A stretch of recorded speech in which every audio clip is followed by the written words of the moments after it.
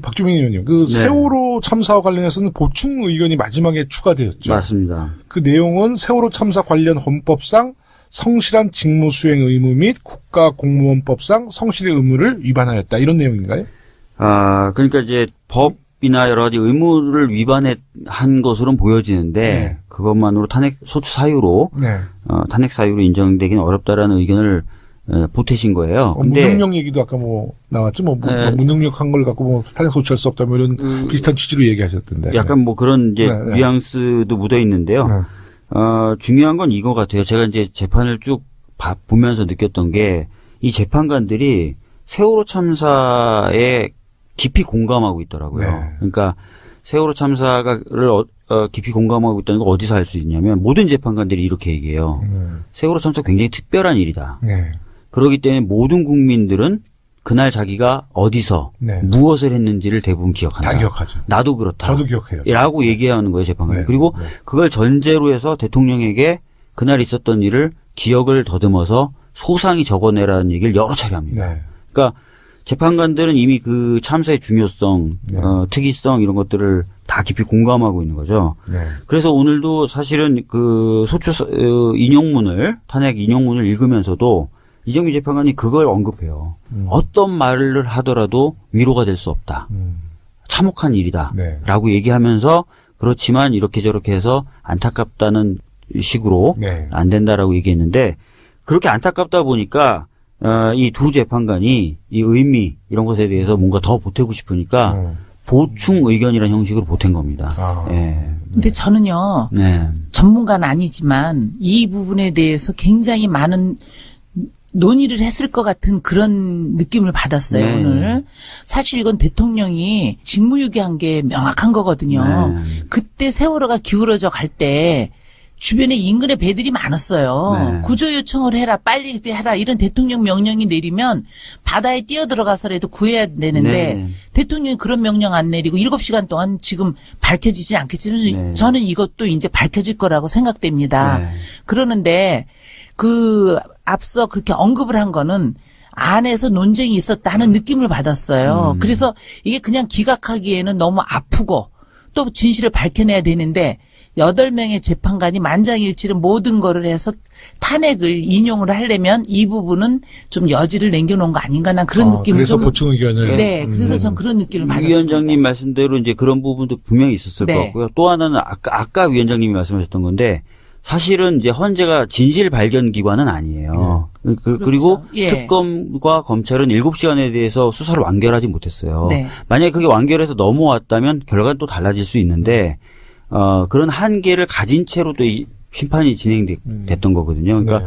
그런 것까지 다 감안해서 봐야 된다. 그래서 저는 이 말씀을 꼭 드리고 싶어요. 헌재가 세월호 참사 당시에 박근혜 대통령 잘했다고 말하진 않았다. 잘했다고 말한 적 없다. 네. 네, 그건 분명하다. 사실관계를 확인할 때도 네. 부적절하고 미흡하고 이런 얘기가 계속 나옵니다. 대통령의 대응에 대해서. 예. 그러니까 이것을 가지고 청와대에서 마치 그 부분에 대해서 면죄부를 받은 것처럼 말할 수도 있겠지만 사실은 자기들이 수사에 협조를 안 해서 수사를 다 못해서 진상이 안 밝혀졌기 때문에 빠져나간 거다. 이렇게 봐야겠죠. 맞습니다. 그러니까 지금 청와대 그 7시간, 그러니까 세월호 7시간은 지금 대통령 측은 뭐 기억이 안 난다예요. 뭐 말해줄 수 없다는 거예요. 왜 지금 7시간이 특검이 투입이 됐는데도 그걸 못 밝혀낸 이유는 뭐죠? 아시다시피 이제 압수수색을 못했어요. 압수수색을 못했다는 것은 여러 가지 의미가 있는데요. 뭐 비선 의료라든지 또는 통행 기록, 출입 네. 기록 이런 것들을 확보를 못했다는 뜻입니다. 제대로 된 물증이나 이런 것들을. 그런 것들을 확보하면 밝힐 수 있는데. 그럼 그 7시간에 대한 대통령의 일정은 나름대로 뭐 알리바이에 맞춰서 제출을 했나요? 예. 제출은 했어요? 제출은 했는데 재미있는 것은 그 제출된 주장을 뒷받침할 만한 자료는 하나도 못 내놓은 거죠. 그리고 지난 주말에 화제가 됐었던 거 중대본으로 가는데 늦어진 이유는 차량 돌진 사고가 있었다고 주장했고 또 날짜 틀렸잖아요. 그 영상을 공개했는데 사실 그 영상은 차량 돌진 사고가 아니라 밥 먹으러 간 기자의 차량을 견인해내는 장면이었는데 그런 식으로 결국은 아무런 증거를 못 내는 계속 거짓말만 거죠. 치는 거죠. 저는 이제 대통령께서 박근혜 전 대통령께서 민간인이 됐기 때문에 세월호 7시간에 대한 거는 반드시 언제쯤 밝혀질 것 같아요? 이거는 우리 진실이 살아있고 검찰의 의지가 있고 국민들이 눈을 시퍼렇게 뜨고 우리 이제 특별수사본부를 쳐다보면서 저는 언제라고 얘기하면 제가 국회 앞에 마당에다 돗자리 깔아야 되니까 네. 그 날짜는 지적할 수 없지만 네, 네. 반드시 진실은 밝혀진다. 네. 이번에 대통령 탄핵에서 우리가 알아냈듯이 저는 7시간은 그 정말 대한민국에서 꼭 밝혀야 될 부분이기 때문에 검찰에서 밝히겠다고 그러니까 봅니다. 그 세월호 7시간은 정말 엄청난 비밀이 있는 것 같아요. 대통령이 제일 밝히기 싫은 분야가 네.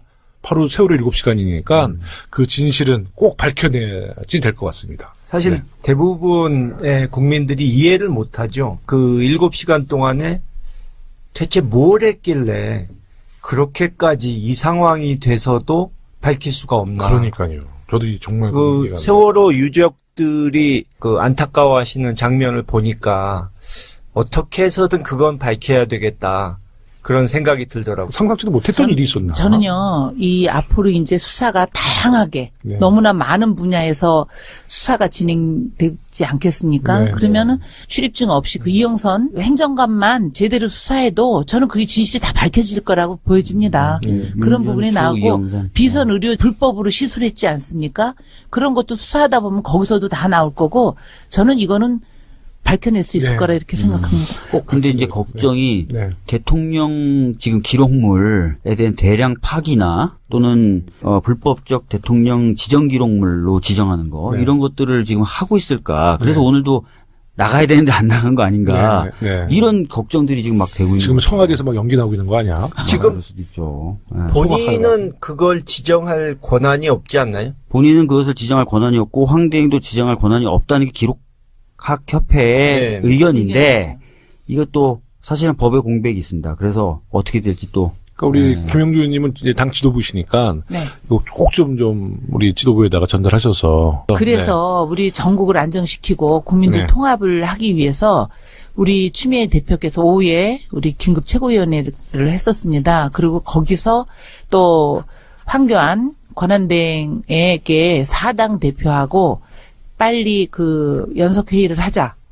그렇게 요청을 했는데 오면서 그 비서실장이 문자를 보냈는데 황교안 권한대행이 그거를 거절해서 그런 자리를 만들지 못하게 됐음을 통지했습니다. 아니 왜 거절의 이유가 뭡니까? 아니, 이유는 모르겠어요. 아까 그런 일을 하려고 그러는 건지 몰라도 그래서 그런 거를 비롯해서 앞으로 국민들을 위해서 우리 당에서 할 수 있는 역할은 다 해야 되겠다 이렇게 네. 생각합니다. 다음번 최고위원 회의를 우리 서당께서 한번 하시죠. 그것도 좋은 생각이네요. 그게 최고위원회. 네. 네, 많은 언론들이 보수 성향을 가진 재판관으로 분류했던 안창호 재판관이 마지막 보충 의견으로 진보 보수의 이점 논리에 의한 결정이 아니라는 이야기를 했습니다. 시사하는 바가 큰데요. 네. 아니 뭐 사실은 많은 대통령 측 변호인단이 항상 편파성을 네. 많이 얘기했었는데 네. 재판관 구성을 보면 그렇지 않아요. 오히려 보수적인 성향이 더 많아요. 네, 네. 이정미 재판관이나 김희수 재판관 정도를 빼고는 네. 뭐 사실은 대부분, 대부분 대통령과 그렇죠. 양승태 대법원장 또 여당 추천 이렇게 되어 있거든요. 네, 그렇기 네. 때문에 이런 상황에서 이 편파성을 주장할 수 없는데 하여튼 그런 주장을 하도 많이 하다 보니까 네. 그거를 좀 염두에 두고 네, 사회 얘기를 한 것 갈등을 같아요. 좀 이제 네. 줄이기 위해서 그 친박 단체들의 탄핵 반대 시위가 굉장히 격화되고 있습니다. 그러게요. 뭐 사실 예상했던 문제지만 오늘 두 분의 사망자도 나왔죠. 그러게요. 네. 이유는 뭐라고 생각하세요? 가짜 뉴스? 사실은 뭐 잘 모르겠는데 저도 이제 그분들하고 직접 대화는 못 해봤고 하는데 들리는 얘기로는 태극기 집회라고 불리는 그 집회에 열심히 나가시는 분들의 경우에는 이제는 방송, 네. 뭐 TV조선이든 이런 종편 뉴스마저도 안 믿고 안 보신다 그러더라고요. 주로 카톡을 통해서 도는 이야기들만 믿으신다고. 카톡에 가짜 뉴스가 진짜 많거든요. 네. 그러니까 이분이 뭐 정말 뼛속까지 친박이냐 아니면 정말 가짜 뉴스의 생산에 따른 뭐 후유증이냐 이제 저는 그런 생각하는데 이분들도 거의 가짜 뉴스를 접한 것 같죠. 글쎄요. 제가 하여튼 네. 뭐 그런 얘기들이 들려서 만약에 진짜 그렇다면 더 큰 문제거든요. 그리고 태극기 집회라고 불리는 집회의 특징을 한번 보셔야 돼요. 네. 촛불 집회는 정치인들이나 이런 사람들이 발언을 연단에 하죠. 올라갈 네. 수가 없어요. 맞습니다. 근데 주 연사가 태극기 집회는 정치인들이에요. 네. 그리고 대통령 측 변호사들. 네, 맞아요. 그러니까 명백히 이건 선동형 집회거든요. 그런 차이들도 아마 이런 불행한 것을 좀 낳는 원인이 되지 않았나는 느낌도 네. 받습니다. 저는요, 지난주에 탄핵 그 선고 시점이 임박해지니까 보수단체 아까 말씀하신 대로 가짜뉴스 또 카톡이나 이렇게 극우라고 할 수 있는 이런 분들이 대한민국에 많지 않다고 봅니다. 네. 그렇기 때문에 일부 단체를 동원하는 과정에서 이제 선량하신 분들이 애국하자. 네. 그리고 반공 뭐 이런 식으로 이념으로 이렇게 해왔거든요. 근데 TV를 보니까 이 나이 드신 분들이 그 차벽 막아놓은 그 버스 위에 올라가 있는데 네. 안전을 위해서도 그분들을 내려오시게 해야 되는데 내려와 달라고 통사정하는 게 그 생방송에서 나왔어요. 나왔어요? 네. 근데 오늘 같은 일도 그분들께서 얼마나 격앙됐겠어요. 특히 서울 경찰청에서 가포 비상을 내렸거든요. 네. 가장 높은. 네. 그러면 그런 안전성을 생각해서라도 철저하게 했어야 되는데 아마 이게 시민사회라든가 네. 이런 그 진보 성향의 그런 사람들이 시위를 한다 그랬으면 아주 철저하게 처음부터 세 겹 네 겹을 해서 꼼짝도 못하게 했을 텐데 좀 느슨하게 하니까 차를 흔들고 거기다가 이제 소음 측정하는 그런 기계가 떨어져서 네. 부상을 당했다고 봅니다. 아유, 그래요? 예, 네. 그런 얘기를 들었습니다. 네. 그래서 그런 것도 이게 다 정부가 이렇게 여태까지 잘못했으면 앞으로는 이에 대한 대책 마련하고 정말 진상조사하고 저는 그래야 된다고 봅니다. 네. 이게 불행이죠. 네. 예. 저도 처음에 이제 저쪽에서 극우 친박 집회 하면서 네. 계엄령을 하자느니 이렇게 선동적인 구호가 많이 나와서 네. 좀 위험하다 생각했는데 설마 조금 저러다 말겠지 했더니 점점 수위가 높아지더라고요. 네.